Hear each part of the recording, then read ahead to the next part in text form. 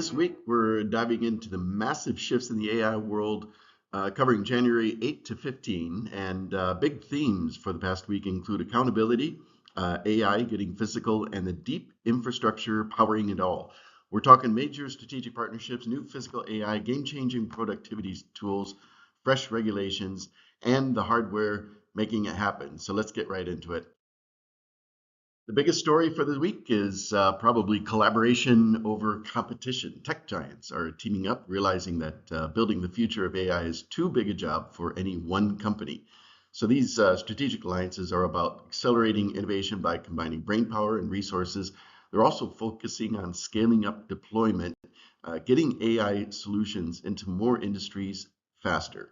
And finally, they're tackling the huge technical and regulatory challenges that are just too complex for a company to solve alone. It's a new phase I think we're entering, and the infrastructure is going to be the name of the game in the near future. So with that, we're looking at alliances. The big one for the week, of course, was Apple and Google joining forces. So Apple will be integrating Google's Gemini models and cloud infrastructure directly into their Apple Intelligence and Siri. And so no doubt a huge strategic shift. And for the rest of us, this probably means future Apple devices will have massively enhanced contextual understanding and real-time reasoning. So it's a perfect example of cross-platform synergy, extending Apple's ecosystem with Google's AI prowess. Will this be a trendsetter for the entire industry? So looking forward to seeing very soon who is partnering with whom. OpenAI is getting serious about healthcare, and they've just acquired AI healthcare startup Torch for $100 million. Torch is known for its capabilities in analyzing medical images and clinical data to spot diseases early. This isn't just an acquisition, it's a strategic pivot for OpenAI. They're moving from general purpose AI to building specialized regulated systems for doctors and hospitals. And the key takeaway here, I think, is that OpenAI is now focused on creating AI that delivers actual applications, in this case, measurable, hopefully life-saving results in specific fields. So we'll look forward to seeing how they continue to develop that market strategy.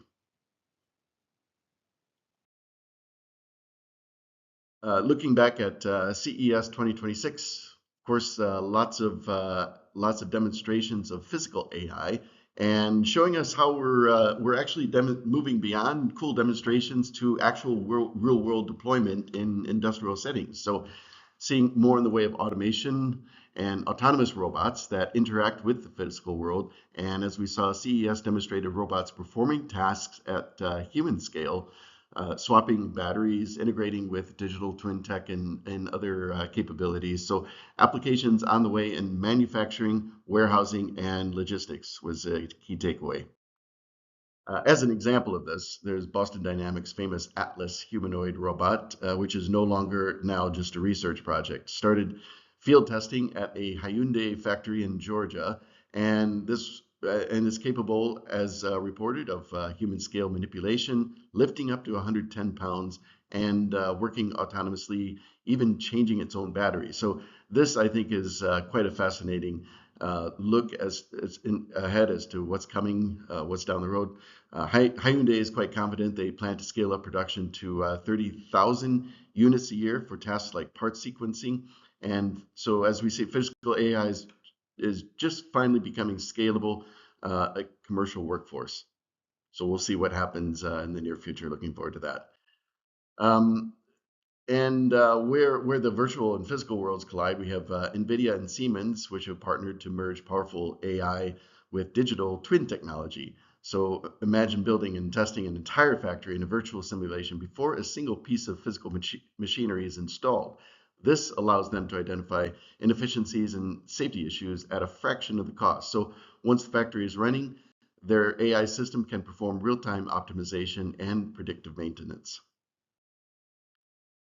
And looking how AI is changing the way we work. So we're moving past AI as a passive assistant, like a chatbot, to have consistently direct interaction with, to AI as a active collaborator. So new tools are becoming available for workflow orchestration, coordinating actions across different apps like Slack and Notion, as the example here is, without having to do it manually. They're also automating all that meta work, the tedious administrative tasks like scheduling and organizing files.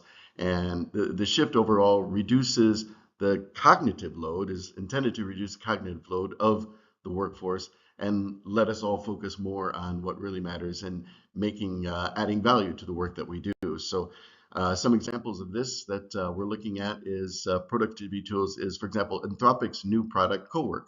So the tool is designed to automate the work about work, as they say. It can automatically organize files based on the content, generate new documents from structured data, and coordinate tasks across different platforms. But here's probably the key difference. Cowork acts like a proactive project manager. It's not just waiting for a command, but as it's designed, it's continuously monitoring projects and helping to orchestrate the next steps. In another example for developers and enterprise users, Google has rolled out some upgrades to the Gemini API, and with the file size limit that has been quadrupled, jumping from 25 megs to 100 megs, and even better, the API now supports direct integration with Google Cloud Storage, so enabling seamless access to access to data repositories for analysis and model training, for example. Also, with extended support for formats like PDF and XLSX, some areas that finally I would say Google is catching up on. As AI moves from theory into practice, governments are trying to keep up, especially in managing risks. Focus now is on accountability, with laws demanding transparency and establishing clear lines of responsibility for AI systems. There's also a big push for explainable AI and disclosure of AI generated content. So for the first time, we're seeing regulations that address AI's environmental footprint. And now let's look at some of the details of these. The UK enacted a new law recently, specifically targeting non-consensual AI-generated deepfakes. So the law prohibits the creation and distribution of this content, especially intimate or misleading material, without explicit consent, and establishes clear legal consequences for anyone who produces or shares it. So this is a direct response to growing concerns over AI misuse, and I think no doubt a crucial step in protecting personal autonomy and personal images. And so that's as a welcome move. Next, also looking at something that Microsoft has done recently or announced recently is uh, talking about AI data centers and how they can often cause friction with local communities over water resources and energy availability. So Microsoft launched then the Community First initiative to turn around this perception with data centers that are designed to be water positive, as they say, meaning replenish more water than they actually consume. And they're also, under this initiative, investing directly in the community through local job training programs and high-tech roles and funding public libraries to promote digital equity. In the category of hardware, the focus is on shifting from raw power to smart efficiency.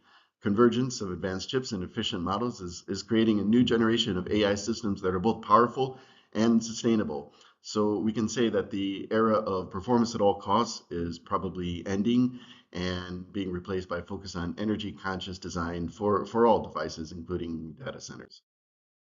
TSMC, the chip making giant, just reported a record 28% profit surge, driven almost entirely by global demand for AI specific semiconductors. As the primary manufacturer for both NVIDIA and Apple's AI chips, TSMC is at the heart of the ecosystem and leading the way to 2 nanometer chip technology. So it just keeps on getting faster and faster. So what's the big picture here overall? First, strategic alliances are the new norm, I think, for accelerating innovation. Second, AI is moving into the physical world, interacting with the environment in greater and greater agility, and with that, many more applications are on the way. And third, ethical governance is no longer an afterthought, but a necessity for both governments and companies, increasingly for companies. So looking ahead, AI will become an active collaborator, not just as a passive tool, and the focus will shift to measurable life-saving outcomes as AI becomes mission critical. And as well, the strength of a company's collaborative ecosystem, not just its own tech, will become a primary competitive advantage. So we can say that the future of AI is integrated, accountable, and collaborative. So that's the update for the week. Thanks for tuning in. Let me know if I missed anything, and all the best for the day ahead. Thanks.